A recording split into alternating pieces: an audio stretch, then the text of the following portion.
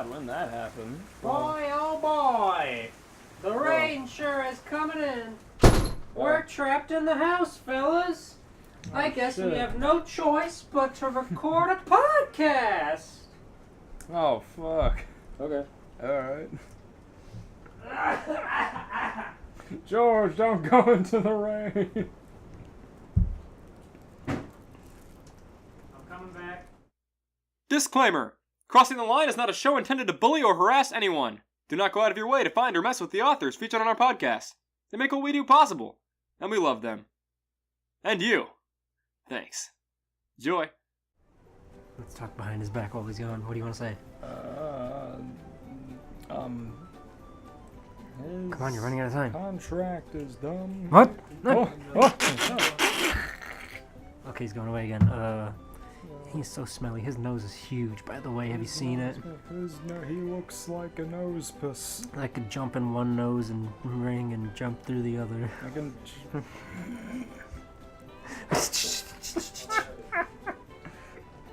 Hey, dude. What's up? Hey. Hello. Papa squat on...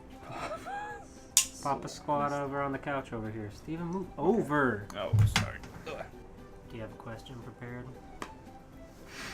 Of course. Yeah? Steven's just dying to hear it. I sure am. So, Steven, how was your week without internet? It was real. Hello, everybody, and welcome to Crossing the Line, a fanfiction podcast where we read, review, and critique fanfiction for your listening pleasure. Go on, Steven.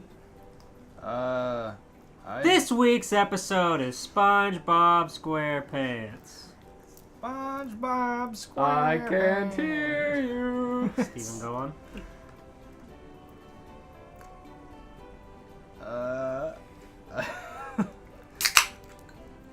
Anyways. Oh, is that a sponsored drink crack? Tell us about your drink. That was about the drink. This drink is water. Canned water. Yeah, it's like soda, but not bad for you. The can is what really makes it. Anyways. Steven, go on. Let's see. It was okay. It was strangely refreshing getting away from it for a good bit. Yeah, what'd you do? Not a hell of a lot, really. Just scripted some comics and played games. Got to play some Spider-Man. That was fun. Whoa. Oh, I didn't get to get the Raimi suit, so I righted. We can get the Raimi suit. We have the internet back. It's true, it's true. Is it DLC? It's free LC. Whoa. They said, Merry Christmas, gamers. Thanks for harassing us on Twitter. Works every time. That That's why we do goddamn it. Spider-Man fan group on Facebook literally put the Raimi suit in the game. That's so funny. You got too much power. Shout out to Spider-Man shit-slinging on Facebook. They've been posting non-stop for like a year. Oh my god. Oh my gosh. Finally found it, my god. Okay. Okay, before we get back into SpongeBob, fellow animators and friends of animation, go see Into the Spider-Verse. It deserves your money. Oh yeah, I still gotta do that. Yeah, same. I got an Epic gift card for my for Christmas if anyone wants to go see it. I would love to. I'm Because broke. I really don't think 2019 is going to give me any good movies. I feel. I still have like $7 from a card from like 2 years ago because I haven't gone to Epic in that long.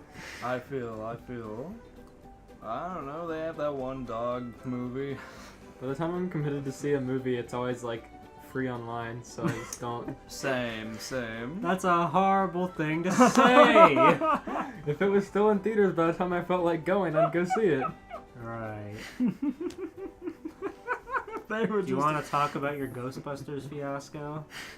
Ghostbusters fiasco. Yeah, we tried to procure an early copy of Ghostbusters, but the computer offline and then the PS3 or the PS2, they all recognized it was a pirated version of the movie. Oh yeah. Like, how do they do that? I remember. Yeah, how the hell? Even the PS2 did it too, didn't it? How does the PS2 offline recognize a pirated copy of a movie that came out this year or at the time that year? It was crazy. It's insanity. It's okay, it just recognizes shaky cam or something. Oh. It's weird. It recognized the fucking silhouette overlay. Well, it's probably the file type or something. Maybe. But fucking... That's really funny. It was weird. All because I didn't want to pay $10 to see female Ghostbusters. Well, that's your fault. You should support women always. You're I don't remember how he ended up Crossing watching the it. line. Supporting women always. But the video quality was very bad. It was like like it was good enough we could watch it without it being too much of an issue, but it was still very bad. I think we adapted slowly to it, honestly. I remember I got a FBI report like scanned to my house printer from pirating Monsters vs. Aliens from Disney. And my dad was like, "Can you explain this?" No, that's and I was DreamWorks. like, "DreamWorks, right?" But Right. does Disney own DreamWorks yet? No, not yet. Well, Illumination owns DreamWorks now. Really? Yeah, That's upsetting. the same company that owns Illumination also owns DreamWorks at Oh. the moment. So technically, no, I Illumination thought you meant like Illumination used their whole Minions money to build their own their own conglomerate of movies. Nah, but That's a different story. nah. Thankfully, Illumination doesn't. They'd mess with DreamWorks' Netflix record because they've been on a ball as of late on Netflix. Thankfully. You know, I was watching Planes this weekend. I've heard enough. Or not this weekend, during Christmas. It's not a good movie. I expected as much. It immediately starts out with the underdog story, but it's immediate. But then he immediately gets it, and then joins the whole like race around the world. Is that Dreamcast or Pixar? No, that's Pixar. Really? It's not Dreamcast. It's like a spin-off of Cars, both planes. Yeah. It's like the underdog story, but under 5 minutes in the movie, he's already accomplished his goal and is in the race. Oh my god. And then the rest of the movie is just the race, and it's just like things happen. I also kind of saw Inside Out, but I couldn't hear it because a lot of kids were screaming. Right. But that movie also just feels like things happen, and I don't quite know how they wanted to formulate it. I don't know. I kind of want to see it again so I can actually see it, but right. it just, from what I could make out, it really didn't feel like anything was going on. Right. I don't know. I'd like to watch that too. I personally don't agree with the thought that your emotions are just constructs of caricatures.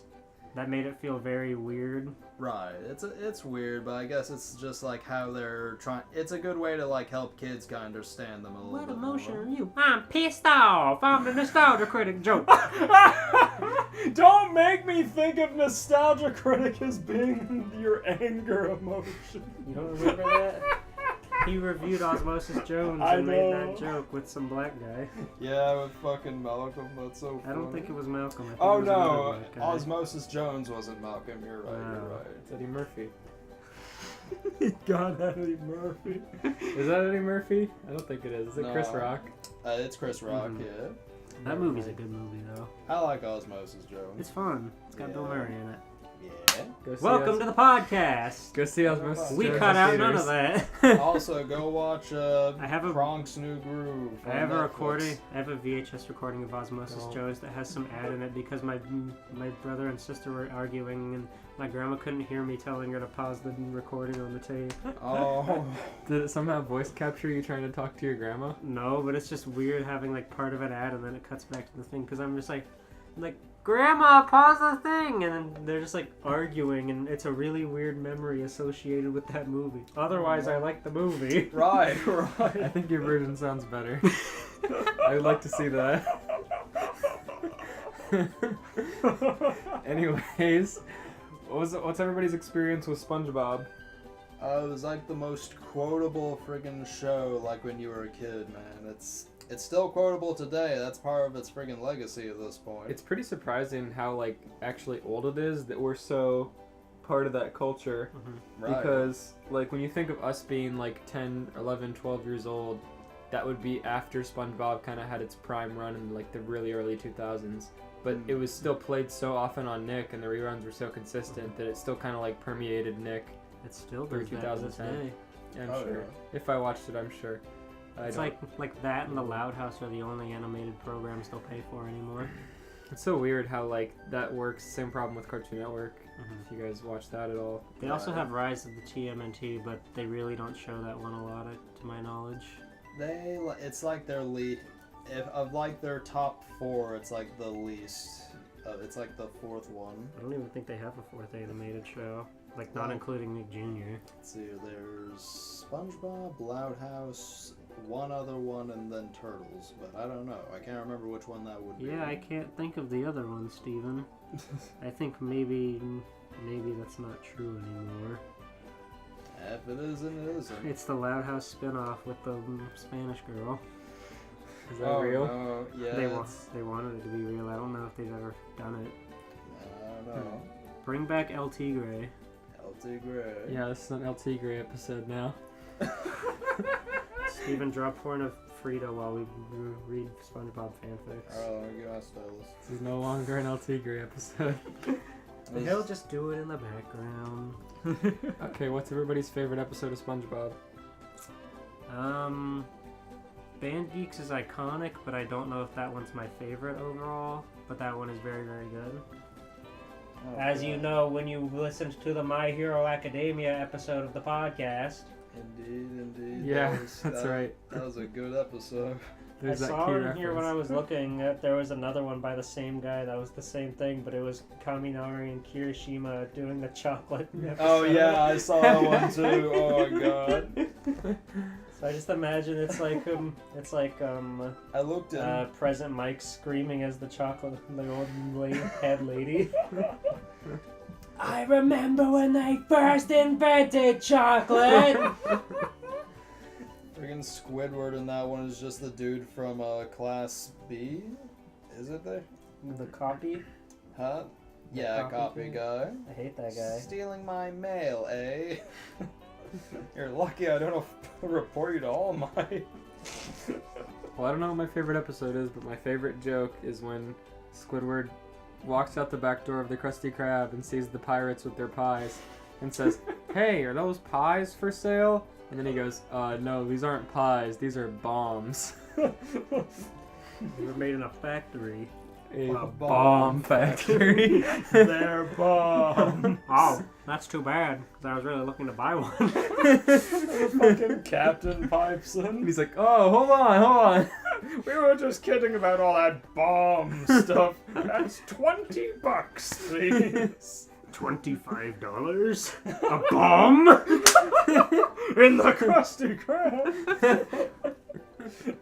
That's a good one. Likewise, there's so much of it, I really can't pinpoint a favorite episode, but I can do a favorite joke. Mm-hmm. It's still to this day the scene where Patrick and SpongeBob are running from Sandy, and all of a sudden Patrick gets lassoed, and he's just desperately screaming, "Oh, SpongeBob!" And you hear his voice echo, and then there's a fucking mushroom cloud explosion. It's like the 3D running thing. He actually explodes. Right, and he stops screaming when it explodes. That's what gets me. One of mine is always the when Mr. Krabs goes to the hospital from eating the patty, and then the Flying Dutchman tries to take him away, and he goes, "I'm not Eugene, I'm Harold Flower." And then the Dutchman goes to talk to the nurse, and he's like, "No, that's Harold Flower." She's like, "Harold Flower?" Oh, you thought you could fool your Flying Dutchman? Because that's such a real thing. Oh, God. He's like, "Oh, sorry, I had the wrong room." Excuse me, which room is Eugene Krabs? Oh, he's in that one there. No, that one's Harold Flower. Harold Flower? Jesus Christ. Oh, God. Alright. I think if I can take the reins on this one, if you guys will allow it. Sounds Sure, good. go ahead. Okie dokie. I've already got mine pulled up for once, so we don't have to beat around the bush. Yosh. And before I begin, there's an author's note, which is very important. Okay. You can totally disregard it if you want, but... We'll see. All characters are humanized and their skin matches their actual color in the show. I do not own anything. SpongeBob is owned by Nickelodeon and Viacom. You were not wrong. That is very important to this. I'm not that was important to whether or not I'm gonna be happy about this. Inside the Krusty Krabs, Sandy, Squidward, and some customers were waiting for their friends to return from their Wrestle Camp retreat. Sandy waiting to see what new techniques her friends have learned, while Squidward was called ahead by Mr. Krabs and was told he was inviting someone important to the Krusty Krabs. He calls it the Krusty Krabs. I hate that so much. This is already hard to read. I'm having so much trouble wrapping my head around a human version of the scene. Alright, they're all humans. Whether or not you want to disregard that. That was 2 run-on sentences already. Okay. Eventually, a bus pulls up to the stop just outside the restaurant, and as the bus pulls away, it reveals their 3 friends with suitcases. Eugene Harold Krabs, the owner of the Krusty Star, Bikini Bottom's local kind-hearted idiot, and finally the most well-known resident, Spongebob Squarepants. The bus pulled up. I didn't skip any lines. But so Squidward got a call they'd be coming. Mm-hmm. But it's just them. And they say, here. Why would they call ahead? Why would they feel the need to call ahead? Is Patrick the Krusty Star? Why does Mr. Krabs own him? No, he owns the Krusty Star restaurant. But then it's like, Bikini Bottom's local kind-hearted idiot. Maybe it's the episode where he hires Patrick to do stupid stuff and get hurt. Maybe. Hyper-realistic Patrick. That makes... Yeah. Oh, God. Okay. The 3 enter the Krusty Krabs and were surrounded by their friends, and the customers keep an ear on the conversation. "Ah, it's good to be home. How's me restaurant been doing?" Mr. Krabs questions. "Well, thanks to SpongeBob pulling that favor, our chef was just as good as him," Squidward said. Said chef then came out of the kitchen, revealing to be Jim. Oh, Jim. If you remember Jim, the original fry cook, SpongeBob Season 4, Episode that X. was a weird retcon. That was... Maybe not retcon, just... Yeah, just like a weird expansion for sure. Now think of hyper-realistic Jim. Oh! Like when you go in WWE 2K16 and then you load up like the move thing and you just have like the generic character, but then like pile their traits onto that model, and every character is that model. Oh dear. Well, look who's back, Jim said as he shakes SpongeBob's hand. "So how was the Wrestle Camp retreat?" he asked the $1 million question. "It was great. They taught us lots of wrestling holds, moves, and aerial maneuvers. We are now naturals in professional wrestling," SpongeBob explained to them. Oh, is that a threat? We are now. That's a good question. "Oh, really? Well, then how about putting on a show?" Jim suggests as some of the customers agrees and holds even cheer. Yeah, I would love in to see approval. 2 fry cooks wrestle in a fast food restaurant. Just like in the middle of the hardwood floor, just like grappling each other. That just makes me quiet. You just hear like... just like the episode of fucking Sunny in Philadelphia where Danny DeVito is a wrestler. The trash man. Yeah. Trash man, yeah. Hold on. We just got back. Give us a break, will ya? Mr. Krabs argued until Jim pulls out an ace. "Well, that's too bad, 'cause I invited a lot of people who wanted to see a nice wrestling match, and some of them would definitely pay good money for a show and a meal," Jim said. The only words that entered Mr. Krabs' head were pay and money. "We'll put on a match right now," Mr. Krabs said excitedly.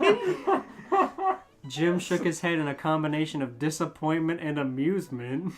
It took 2 hours, but finally, everyone would have left by then. Everyone waited patiently. Just shove everyone out of the fucking restaurant. It took 2 hours, but finally, the ring was set up and several rows of chairs were put up as well. Jim was in the middle of the ring. Ladies and gentlemen, introducing in the corner to my right, the Hawk Hard Brawler, Patrick Starr! Jim introduced as Patrick posed by shadowboxing. And in the corner to my left, the spongy star of the future, Spongebob Squarepants! SpongeBob psychs himself by posing on the second rope to the fans and then backflips back onto the mat. Hyper-realistic, might I add. This will be 15 minutes long. Ring the bell, Jim said as he exits the ring. All the customers say 15 more minutes. The bell rings as Patrick and SpongeBob started off by circling each other before locking up. Due to height, Patrick easily got the upper hand and put SpongeBob in a headlock. This wide, square headlock. No, He's hyper-realistic. He's a human, you're right. SpongeBob begins to walk up against the ropes, and as he slips out of the headlock, an Irish whips the pink starfish. SpongeBob ducked down the first time. Patrick came around and then jumps over him, the second before connecting with a Hurricane Rana. Oh shit. The fans cheered as the two got back up to their feet and lock up again as Patrick pushes SpongeBob to the northeast corner. Do you have a question? No, I was just in my hand. I'm sure the northeast corner is important. Patrick pulls back to strike SpongeBob with a left punch, but SpongeBob once again got the upper hand as he got out of the way and delivers some knife-edge chops to Patrick, who then pushes SpongeBob down and follows up with a clothesline, flooring the fry cook to the ground. Most of the audience, ooh, when SpongeBob crashes to the mat. He pushes SpongeBob down and then clotheslines him. Yeah. Damn, I'm trying to formulate how that looks in my head. Well, he was up against the turnbuckle. Oh, Okay. okay, I see. Come on, you gotta follow this with your ear eyes. It doesn't make any more sense. With your open your third eye It's and a see the lot. match before you. It's like a lot of terminology. Patrick then begins to land right hands into SpongeBob's head, who had cover up to protect his face. Meanwhile, across the street was a building that looks like a bucket with a giant blue hand holding onto the handle of it. This was the Chum Bucket. Inside was a being notorious for constantly trying to steal the formula of the Krusty Krab top possession, the Krabby Patty. This was Plantain, who was researching something on his computer, but was getting irritated by noise across the street. What is causing all that racket? Karen! He yells as suddenly a motorized computer came into the room. So is Plankton just like an elf or something? Yeah, he's probably like a 3D model of a pro wrestler, but 2 inches tall. Oh, okay. He can hear them wrestling loudly from the Chum Bucket. Yeah, Well, the fucking the crowd's mat- going wild. Yeah. You haven't been to a live wrestle show. You haven't heard the mat slam. It echoes Yeah. through the whole stadium. It It's really- insane. Yeah, it really does. Oof. You can't capture it on the TV, but it's like, it's crazy.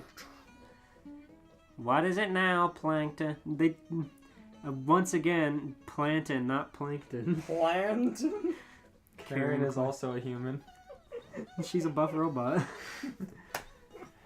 Bring up the telescope. I need to see what's going on at the Krusty Krab, Plankton said as Karen does so. A few seconds later, and the computer Plankton was working on brought up a visual of the area of the Krusty Krab. The two sees a ring, fans of SpongeBob and Patrick wrestling. What is Krabs up to now, he wondered. It seems they're putting on some kind of exhibition of wrestling, Karen answered as the two decides to watch on. Just then, a limo was driving by when it slows down and the passenger gets a good look at the action in the ring, which Plankton did not like. Karen, find out who's in that limo, Plankton ordered as the Karen got to Why? work using the technology she had. Why didn't he like that? Just go out and ask him. Back to the match. Patrick was in control as he was stretching SpongeBob out with a torture rack submission. Oh, Despite no. his best, SpongeBob had not given up and Patrick decided to drop him to the ground. He waits for SpongeBob to prop himself into the southwest corner before charging at him.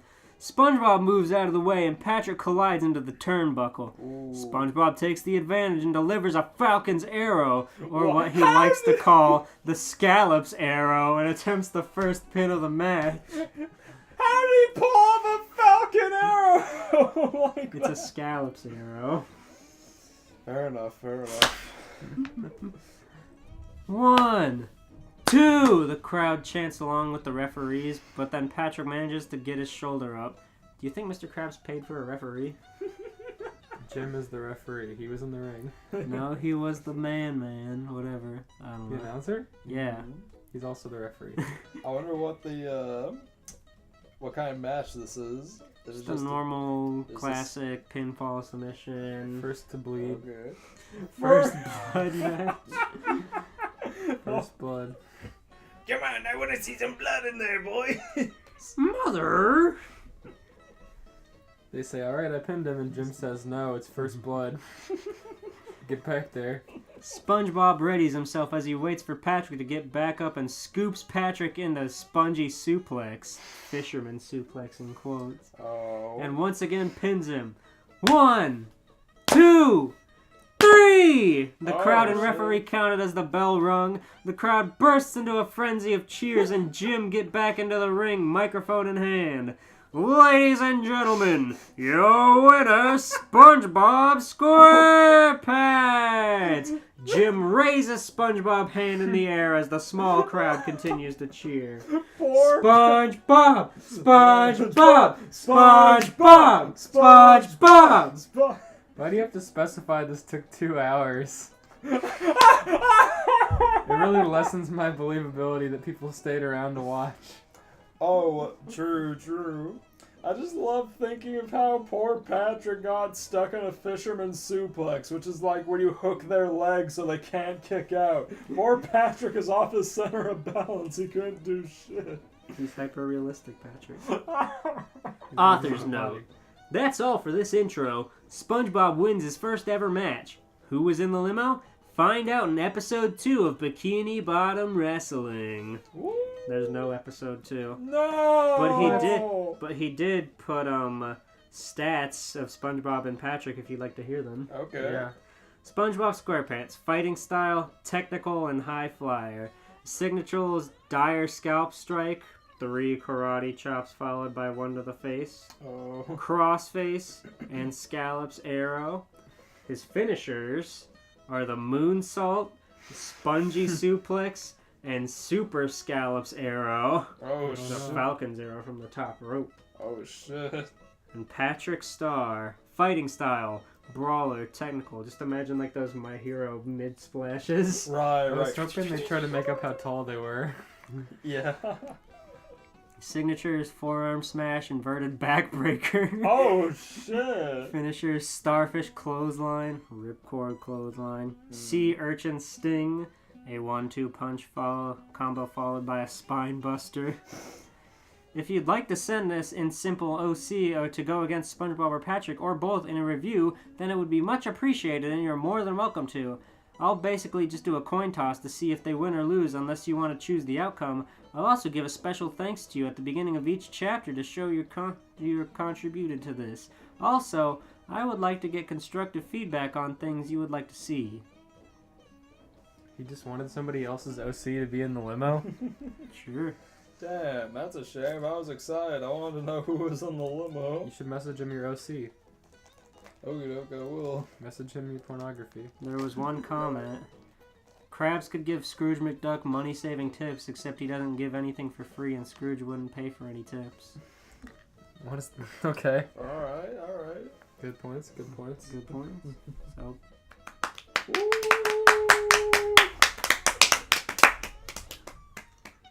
I give that a solid 3 count after poor Patrick is on his fucking head. what's wrong with that? I give it SpongeBob's 3 karate chops. Special team maneuver. I give it a month of life because this came out in November. Oh my god. What, really? Oh shit, I actually could give him an OC and he'd make it. Cool, send him one of your OCs that are nude. Okay. I'll just send him Moody's fucking model sheet. And then say you want him to win. I want SpongeBob them to- loses. I want them to break SpongeBob's spine. I want SpongeBob to get hit by a folding chair. Boom! I don't care who wins as long as SpongeBob gets hit by a folding chair 3 times.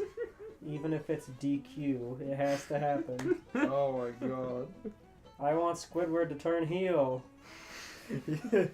Knowing him, he's probably already. Oh god. Squidward is all 3 members of the Shield. He does have enough legs for it. Alright, let's see here. I don't mind going next if you want. Good. Okay, look, I have a short one and I have a regular sized one. Go ahead, shooby-dooby-doo. Okay, doke. This is my short one. That crossover was supposed to be with WWE, but I don't know if that counts as a crossover. Like, they wrestled. I was hoping some kind of McMahon would be coming out of the I limo. thought McFoley would crash into the building. There we go. Since do you they're think about supposed to it? be human. Well, I thought since they're supposed to be humanoid, that would mean wrestlers for real could show up. Right. Did they use wrestling move names that are canon to the WWE? Yeah. There you go. That's your Yeah. crossover. I mean, I guess. Yeah, I But mean, I wanted John Cena fish. true. Who's in the limo? He was the driver. I'll send that to the guy who can make it happen. It's Yeah, not too you're right. late. I want either John Cena or my horny OC. Pick your poison. You have to specify all the fine points of their body. True. Alright. This is my short one. Lay it on me! Lean into the microphone. Okay. It was a sad, hard working day at the Krusty Channel Awesome. Damn it, that was mine. Finally! After all these years. Yet again. It's okay, I have backups. Okay, good. I'm The sorry. Krusty Channel Awesome. I'm getting sick of the Nostalgia Critic jokes. This one was too easy. Don't worry, after New Year's we'll find something else to pick New year, new jokes. Big Chungus versus Marvel. SpongeBob was working tirelessly so that he could make enough money to live a normal life. Squidward had just given up after realizing that his benefits might never come. And Mr. Krabs was scared shitless after hearing that the new owners of the Krusty Krab, now named Krusty Channel Awesome, were coming to pay them a visit. How did they take ownership from him? How did he just hear about it? What would they gain from this little ass restaurant under the sea? What would he gain from selling it to the Walker brothers? Why would they want this? Why would he be in their employment after selling? Why would they name it the Krusty Channel Awesome? Why does this exist? This is great. Oh my god. There had been less customers in the Krusty Channel Awesome ever since the new managers forced everyone to work more hours for less money. Why does that mean less customers? It doesn't sound like a restaurant anymore. Mainly because the quality of the Krabby Patties had gotten worse. Oh. Okay. Unfortunately, the new managers won't allow Mr. Krabs to run more ads in the restaurant.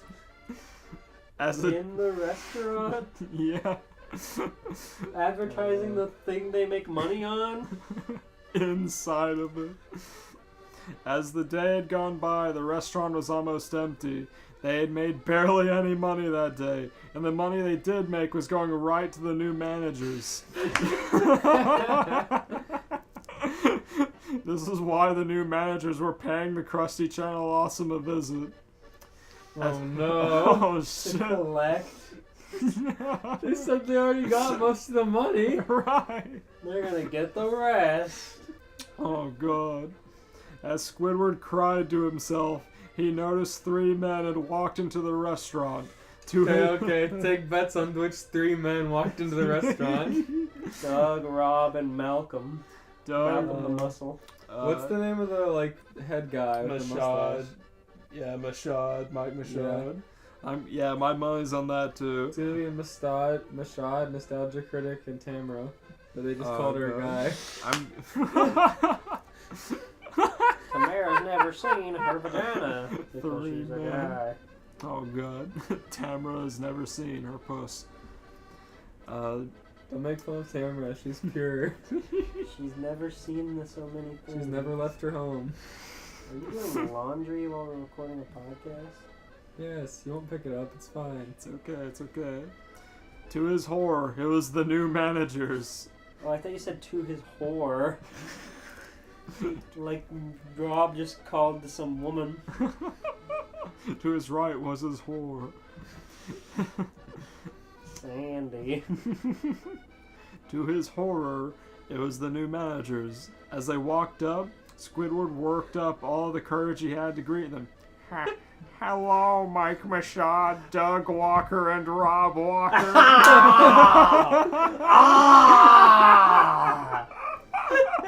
Ow! What brings you here today? The 3 of them looked quite unhappy. Did you write this? I didn't, it was just I'll check the date. I can't say his name. It's okay, we have technology. Hold on, wait. That's like your favorite writer. I know, it's crazy. He has my sense of humor down pat. I mean, I think you could probably say his name. He's been on many an episode, and it's clear what he's writing about. True, it's our boy Just Sagan. Oh, yeah. Writer of such things as Sonic Fucks Alliteration, among other And things. Hankadot. And Hankadot.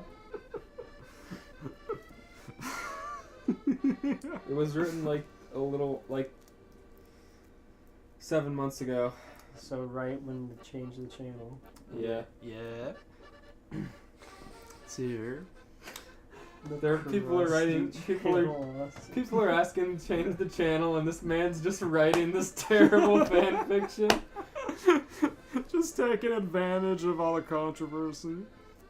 I mean, terrible with terrible power, not because it's bad. Right. So, Squidward, why exactly has the Krusty Channel Awesome not been making as much money? This place used to make a lot of money, and now it seems to have been on a decline, Mike Mashad asked, looking quite mad. Mike Mashad's just buying and bullying small businesses. What a dick. Overworking them and then wondering why the quality is lessening.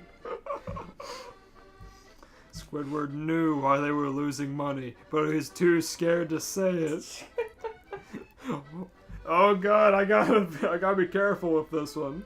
Why? Why are we wasting time on him? All he's gonna do is bitch about the benefits! Doug Walker yelled. But you're in Mike's voice.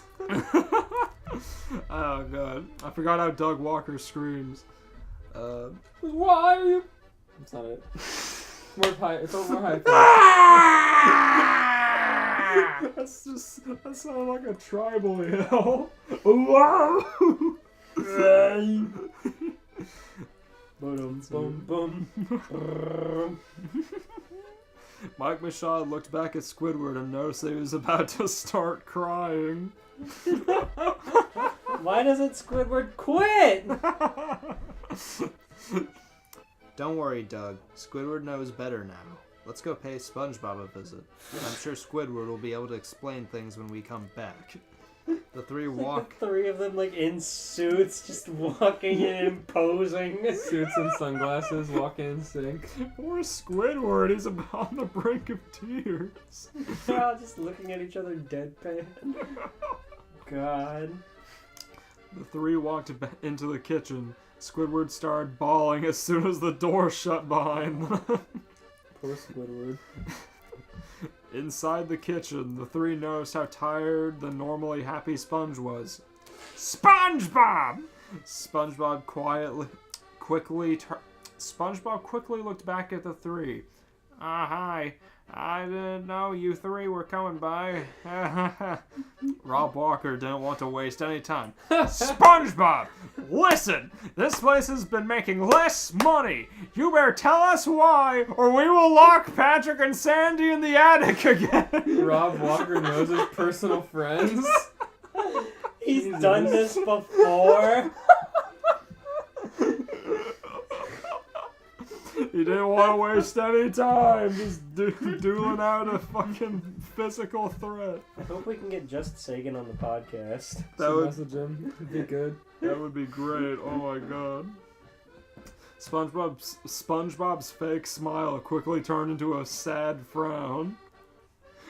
Oh, please don't lock my friends in the attic again. I don't know why we are making less money, but please don't hurt my friends. Jesus. Uncontrollable crying and I don't asterisks. know if I want to talk to this man. He's a psychopath. Bleep that What out. do you mean? He wrote the whole lapis lazuli Bush and Dick Cheney adventure. It's true. You're right. That one is really funny. Yeah. Like, wow. Just Sagan, please finish that one. Please, God. The three knew that they wouldn't be able to get information out of SpongeBob now, so they decided to go talk to Mr. They're Krabs. just walking in, emotionally disrupting these people, and then brushing them off.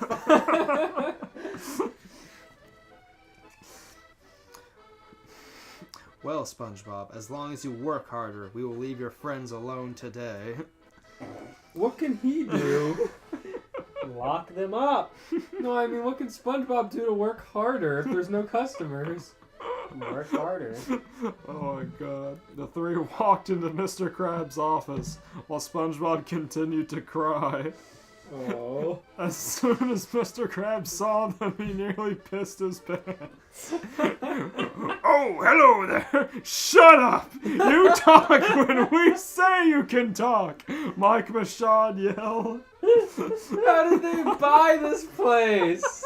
Nobody likes them. Change the channel. Change the restaurant! Oh my god. Mr. Krabs did as he was told and kept his mouth shut. Mr. Krabs isn't afraid of anyone. Exactly. How much power do the Walker brothers exude? Now, let's get into it. This place hasn't been making us as much money lately, and we don't know, and we want to know why you're letting this Is happen. Doug Walker frantically playing with his handgun? Twirling it around as he talks. Just like shaking his hand around with it? Doug Walker explained, quite mad. Mr. Krabs said nothing. Talk, damn it! Rob Walker commanded. What? Well, it's... You better tell us right now! Doug Walker commanded. Mr. Krabs finally worked up the courage to tell them what was happening. It's you guys! You guys have been ruining this restaurant and driving our customers away! SpongeBob can only do so much, but you just keep pushing him. Squidward is even worse than he normally is, and you guys keep taking the little money we now make. We still haven't gotten those benefits. I'm worried for Mr. Krabs. The three looked at each other, and Mr. Krabs with pure anger in their eyes. Well, looks like someone wants to star in another attic filming! Grab him! Mike Michaud yelled. Addict? Attic filming. Oh, I thought you said addict. I thought they were gonna inject him with something and then film him. Make him addicted to a narcotic. An addict filming. No! Please, no! No! Mr. Krabs yelled as Doug and Rob Walker grabbed him. Did they put someone in an attic? Is that where this is coming from? Yeah, this is from, like, they're referencing before, like, put Sandy and Patrick in the attic. No, I mean in real life. No, Did not the Walker that I know brothers of. capture a woman? Not that I know of. I don't Okay. think they ever trapped anyone in an attic. Let's see Jeff here. Sagan's got the intel. Off the record. Former Channel Awesome member Just Sagan. As they dragged Mr. Krabs out of his office, Squidward watched in horror. SpongeBob heard Mr. Krabs' cries of anguish and came out to see. SpongeBob could only watch in horror as Mr. Krabs cried while the walkers dragged him. Oh no. The walkers finally made it outside, leaving SpongeBob and Squidward alone with Mike Machad. You two better get back to work, or I'll force you two to join Mr. Krabs. Squidward and SpongeBob quickly got back to work. Mike Machad smiled and walked out of the Krusty Channel Awesome. He couldn't wait to punish Mr. Krabs. The end. The end. That's the end. What a sad fucking story, my god. Why did he take the time to write that? It's just them walking into the Krusty Krab and threatening everyone and dragging him out. I can't believe that was 807 words.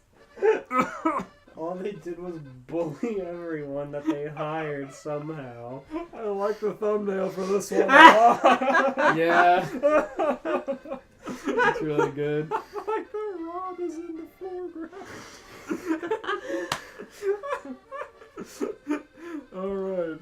So that was the short one. It's okay, that's enough. That went on. Okay. Alright, that one was longer than I thought. Okay. We drug it out. Let's see, how do you rate that one? I rate that, 2 out of shape businessmen picking up a crab.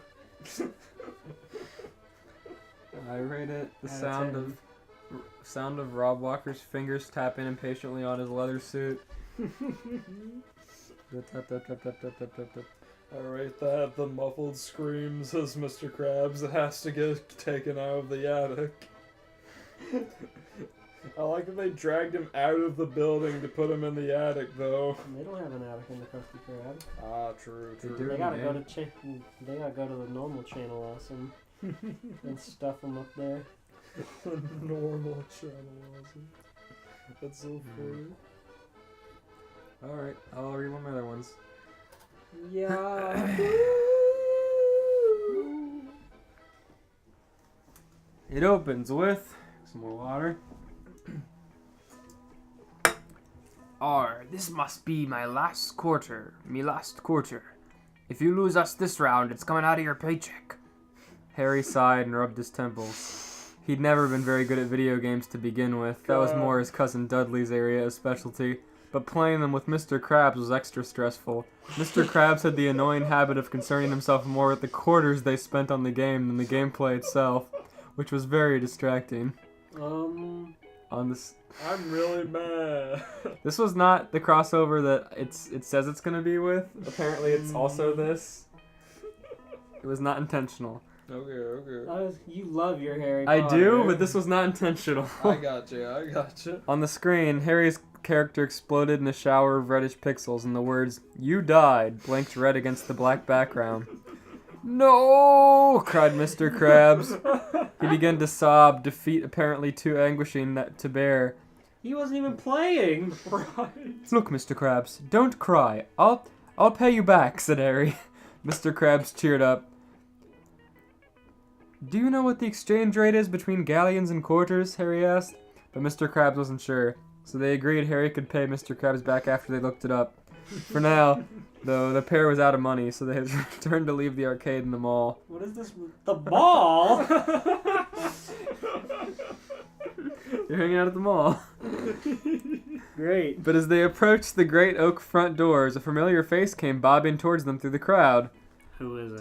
Don't look now, but that'd be that ghost from algebra.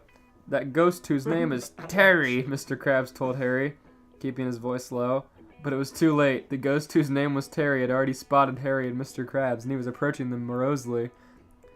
Hello, Harry. Hello, Mr. Krabs, said the ghost whose name was Terry. Hi, said Harry and Mr. Krabs. The ghost, so I guess at the same time. Somebody want to say hi with me at the same time? Right. Hi. It's like three normal voices. The ghost whose name was Terry seemed tall at first glance. But that was only before he realized he cheated by floating off the ground a foot or so.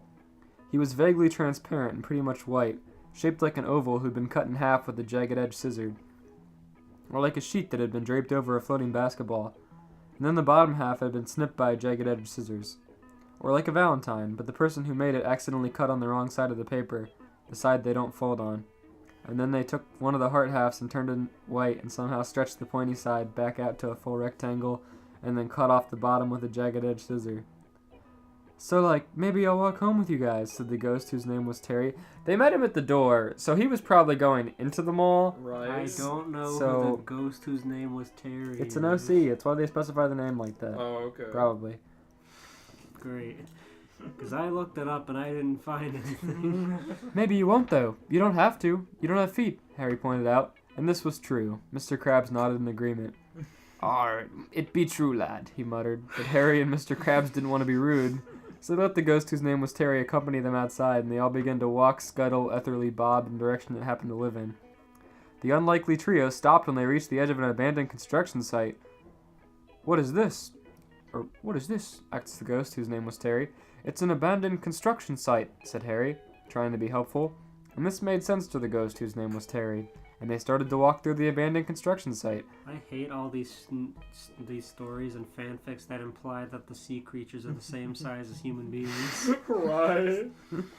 But Harry stopped when he realized that Mr. Krabs had hung back. What's wrong, Mr. Krabs? Asked Harry. Well, it's just that, began Mr. Krabs. Harry waited patiently, and the ghost whose name was Terry gave Mr. Krabs an encouraging sort of nod. Well, lad, this abandoned construction site is dangerous. There could be killers, or pirates, or even plankton. Harry considered it. Well, I don't think we have to worry about any plankton out here, he said thoughtfully. From what I know, planktons live mostly in the ocean, and we are not in the ocean right now. He glanced around to be sure. I mean, I guess it makes more sense that he wouldn't be in the ocean, but... Crabs slowly die. He had to go to the mall. Crabs can live on land. Harry's carrying him.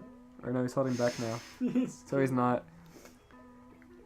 Yeah, and I don't have to worry about killers. I'm already a ghost, shrugged the ghost, whose name was Terry. The logic seemed sound enough to Mr. Krabs, so he nodded and stepped cautiously into the abandoned construction site behind the other two. He was still a little bit nervous since they hadn't quite ruled out the possibility of pirates, but he didn't want to be rude, so he accompanied his friend deeper into the construction site. Why is Mr. Krabs the fraidy cat in this situation? Right. Suddenly, a spaceship dropped out of the sky and slammed hard into the ground in front of them. A door or something opened up on the front of it, and an alien stumbled out. Harry and the ghost, whose name was Terry, didn't have any experience with spaceships or aliens, but they weren't quite sure what they were looking at. Mr. Krabs, swarthy sea dog that he was, recognized the situation at once. "Oh, lads, it be a space alien!" he cried, his voice coming out in strangled whispers.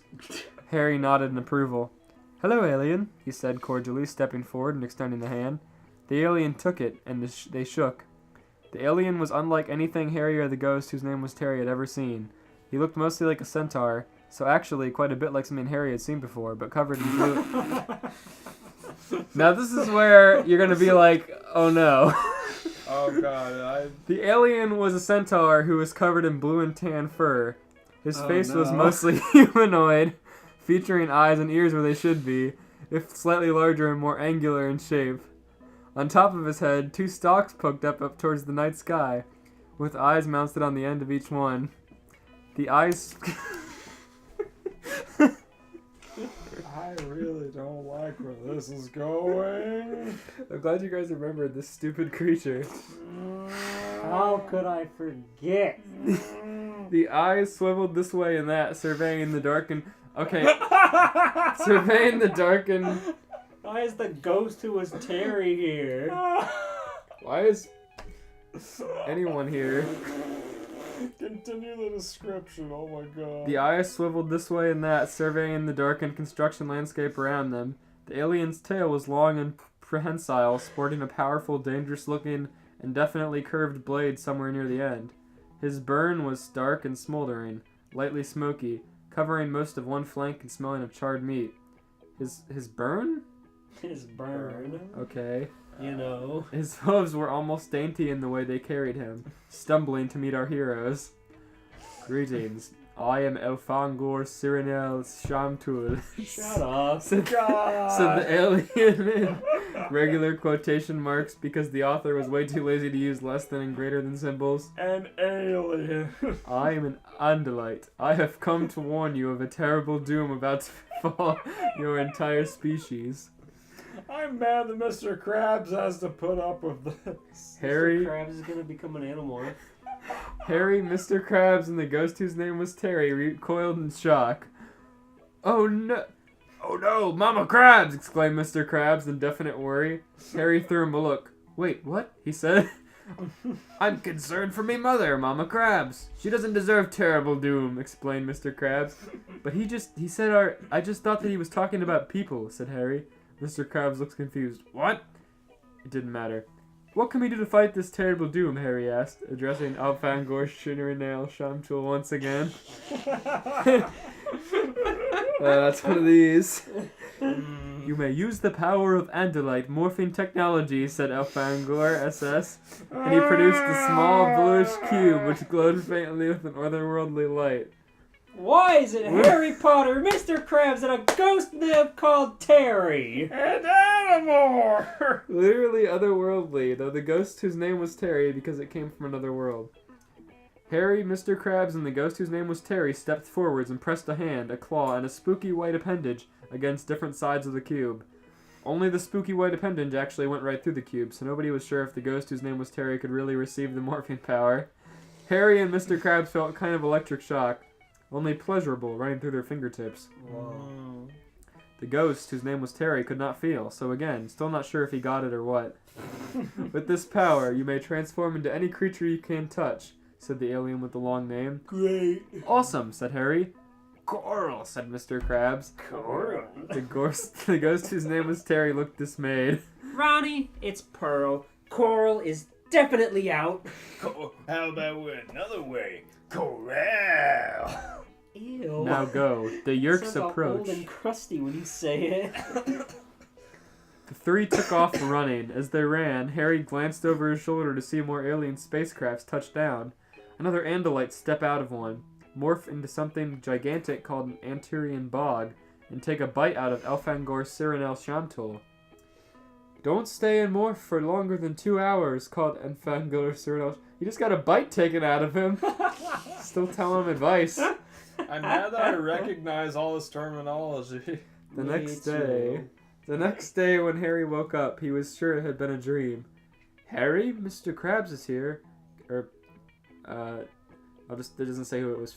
Harry, Mr. Krabs is here, came a voice from out in the hall. Mr. Krabs came scuttling into Harry's room.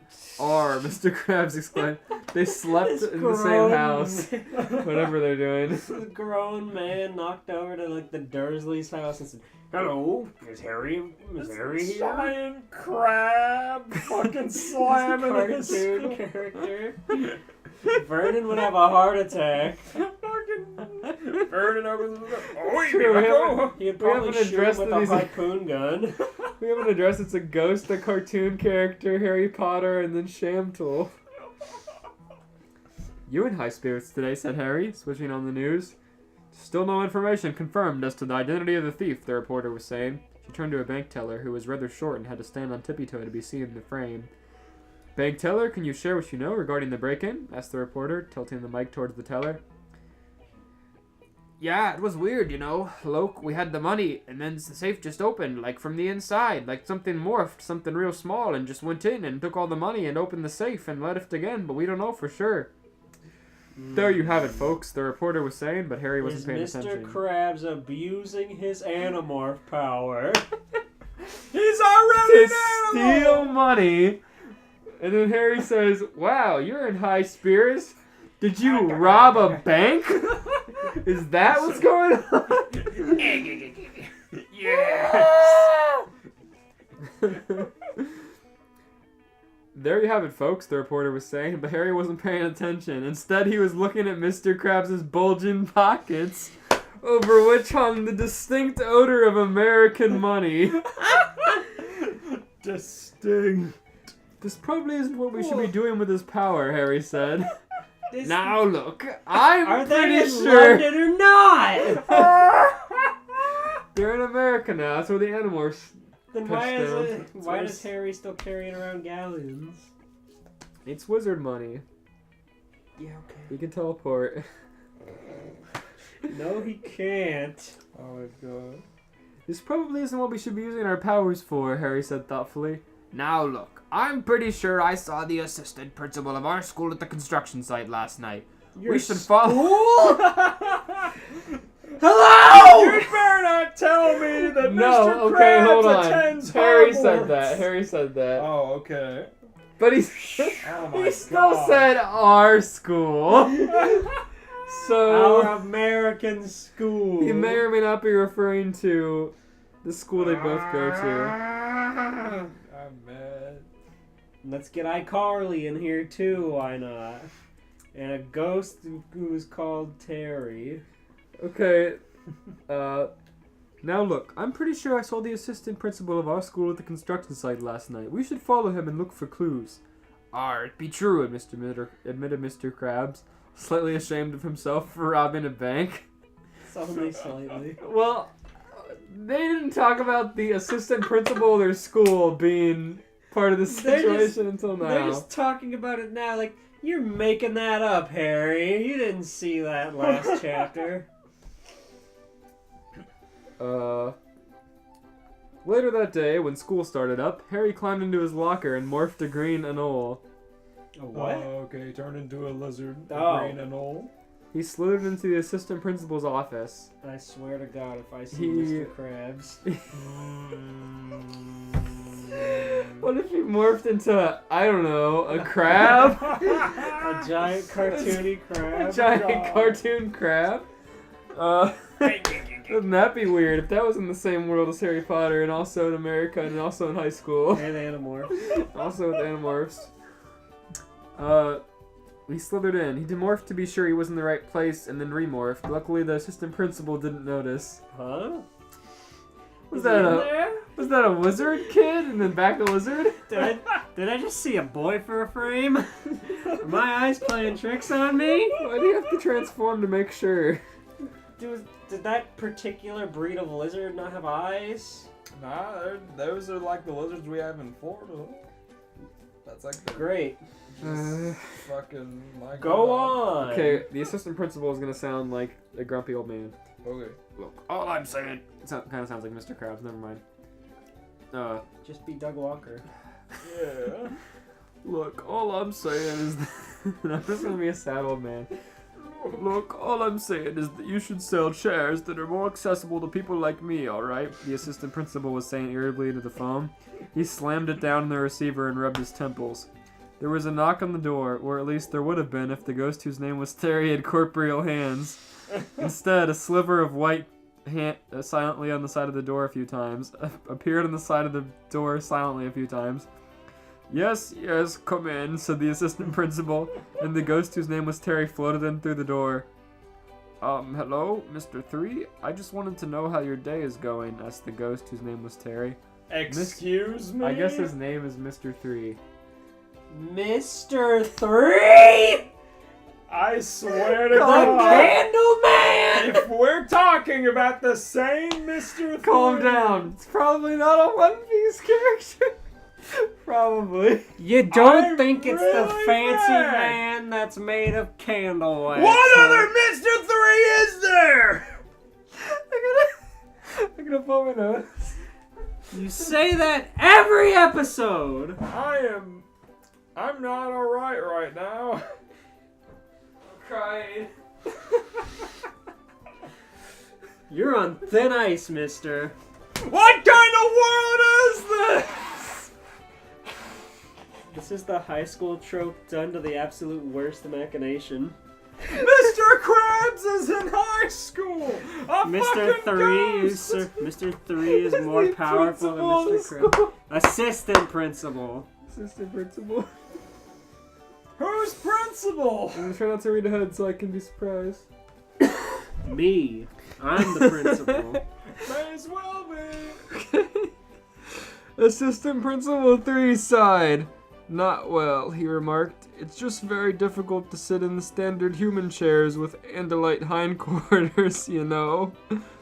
He adjusted his tie with his tail blade as he spoke, rubbing his hand's sore rump with one many-fingered hand. So he's like one of the big, yeah, look up Mr. 3 Animorphs, I guess. The ghost whose name was Terry nodded. Yes, I can imagine. Yes, I can imagine, he said sympathetically. It had been quite progressive of the school to hire a genocidal species, enslaving space alien as their assistant principal, but really... Bad news. I looked up Mr. 3 and all I got was Galdino. No, look up Mr. 3 Animorphs. I don't want to. I don't... It probably doesn't matter. I'm looking it up right now. I haven't found anything. Anyways, the genocidal alien is in their assistant principal.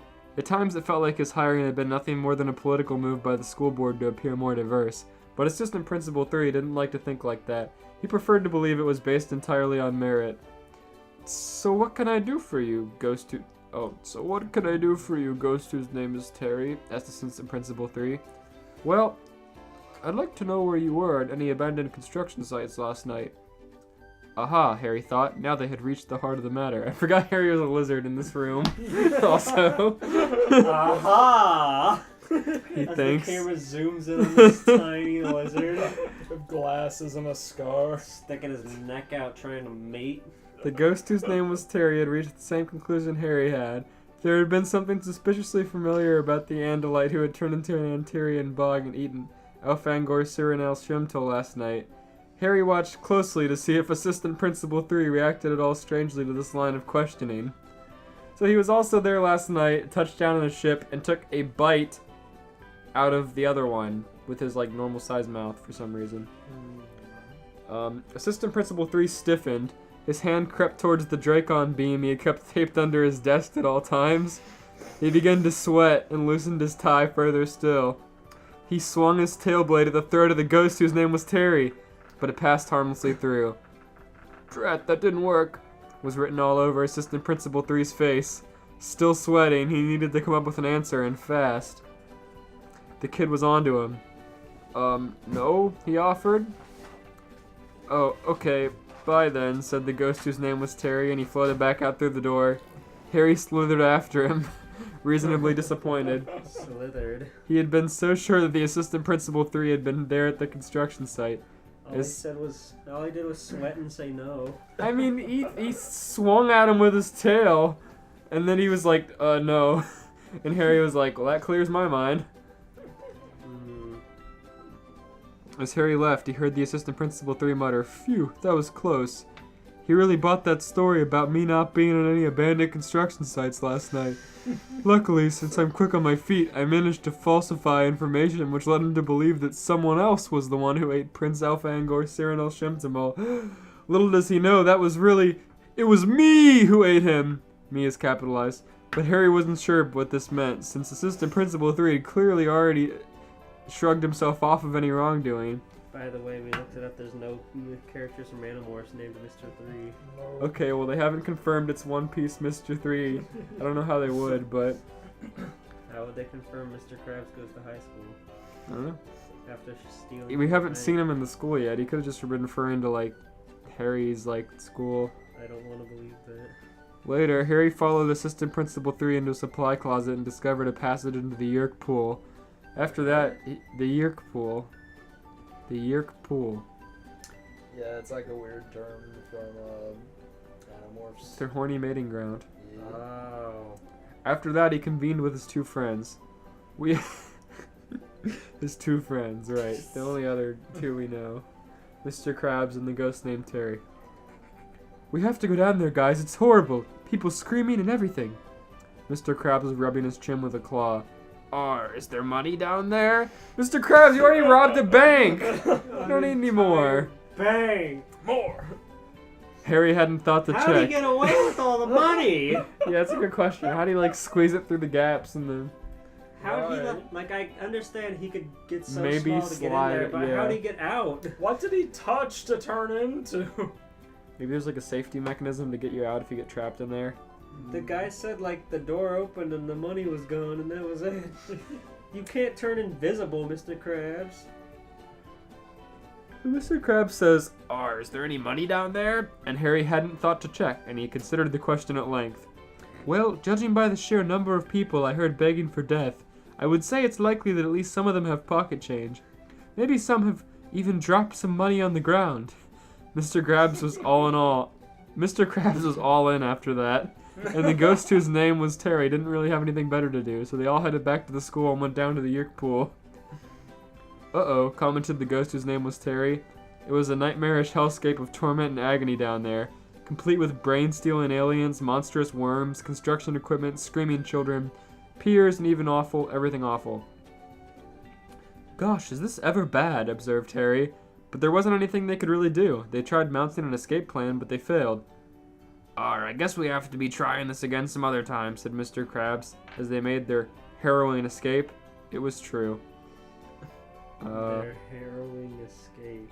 And that's the end. Oh. Damn. Well, I'll go to his page to see if there's like a second. It's probably not, but... I would rate that story a Mr. 3 out of 10. Let's see here. Damn it, you took the one I was gonna do. I give that 2 claws up and in the and in the fucking bank away with some money. They only wrote like some other weird one-shot Animorphs one. Oh, okay. But it wasn't a crossover, it was just Animorphs. Damn. That was something else. That was interesting for sure. I'm actually glad we didn't learn whether or not it was our Mr. 3 or not. That one kind of fell flat at the ending, so I have like a really short one I can read to end things up. Sure, if you want, bud. It's very short, so hopefully it pays off. Oh, we do. And just so that way I have more to work with in the thumbnail. I feel. Okay. On a typical day in Kids Next Door Sector 5 treehouse, number 3 is walking happily. I'm gonna switch places with someone, she yelled as she found a machine that lets one switch places with someone. I was gonna ask what that meant, but apparently it's pretty straightforward. Wow! She glimpsed as she was ready to try it out. She sat on the chair and started playing with the controls on who she wants to switch places with. The first shape on the screen was Albert E. Gator, the mascot of the University of Florida. Number 3 shouted, "Let's see! No!" The second shape... No! The second shape was a woman's soccer player. She shouted, "No!" The third shape was a polar bear. She screamed, "No!" The fourth shape was Mr. Eugene Krabs from Spongebob Squarepants. Yeah, that Number 3 screamed, "Yes!" and accepted the switch. Number 3 was out in space screaming. She stopped and took an energy sip. Later she woke up and found herself at the Krusty Krab wearing Mr. Krabs' uniform. It's just her and his Oh, now Where I see am what I? this Oh, is. it's okay. Yeah. And a worker took the nameplate and read, "Number 3. It was Squidward Tentacles. "Yep," she replied to Squidward. You switched places?" Squidward asked. "Yes," number 3 was... I don't like that the world is cognitive around switching places. I don't like the freaking Nick show just crossed over the fucking Cartoon Network show. It's that easy. SpongeBob walked out of the kitchen with a tray. "Here you go, 2 Krabby Patties." And the customers were like, "Thanks." Number 3 walked out of the office. I'm going to need you in my office," number 3 yelled at SpongeBob, wanting him. SpongeBob later walked into the Krusty Krab office with number 3 for a job switch. In the Krusty Krab office, SpongeBob had a seat. "Okay, what am I here for?" SpongeBob asked. "Well, I am having you be the cash register from this point forward," number 3 told SpongeBob. "Woohoo! A job switch!" SpongeBob screamed while getting out of the seat preparing to walk out of the office. Upon leaving, he got excited. SpongeBob got into the register station with Squidward, who was reading a disco magazine. "SpongeBob," he glimped. "Yes, Squidward?" SpongeBob asked back. "Have I told you to stay back from my sight?" Squidward had SpongeBob think. "I just got assigned to switch jobs with you." SpongeBob and Squidward told Squidward that he is now at the register station showing his badge. "I am going to need something less sponge, if you know what I mean, Squidward shouted. This is a butchering of that script. It's terrible, my god. Squidward is now the fry cook standing in front of the grill with some Krabby Patties cooking. I hope you want something human, number 3 told Squidward while she's looking into the kitchen. SpongeBob told Squidward hi. Squidward is just staring at the grill, letting the patties burn, thinking he can get away from SpongeBob. Number 3 is walking out of the office, inspecting the Krusty Krab. Oh, yeah, she's still here. I need an order, SpongeBob told Squidward. Number 3 saw a customer receiving a Krabby Patty with bones. She screamed, I can't believe Oh my goodness! After being grossed out, she later yelled, Squidward! And Squidward came saying, what? Number 3 asked Squidward why he grossed her out. And the response was that it is SpongeBob's job to be fry cook. Uh-oh, said SpongeBob yelled. A section of the roof broke. Mr. Krabs came in flying through the Krusty Krab on a rope wearing number 3's clothes, saying This is fun than a barrel of toy monkeys. Number 3 later screamed very loudly. Why am I getting all the stories written by children? No, it sounds good. Can't even tell. Number 3 later screamed very loudly. Mr. Krabs began to laugh. The customers began to panic over Mr. Krabs. SpongeBob thought about ringing the fire alarm. The register station where SpongeBob is at later turned upside down, instead turning into Cannon where he's dressed like a drill sergeant. SpongeBob screamed, no money, no family, no home, as he began singing Rainbow Monkeys out of the cannon. Mr. Krabs later ran to dodge those monkeys laughing. As soon as a pink singing rainbow monkey landed in Mr. Krabs' arms, he shouted, Arr, you got me! Mr. Krabs later left at the Krusty... Okay. You alright? Arr, you got me. This just slid into place. Arr, you got me! Mr. Krabs later left the Krusty Krab, and number 3 was debating if she should go back to the Kids Next Door Sector 5 treehouse. The end. Wow. Hooray! Squidward! What? What?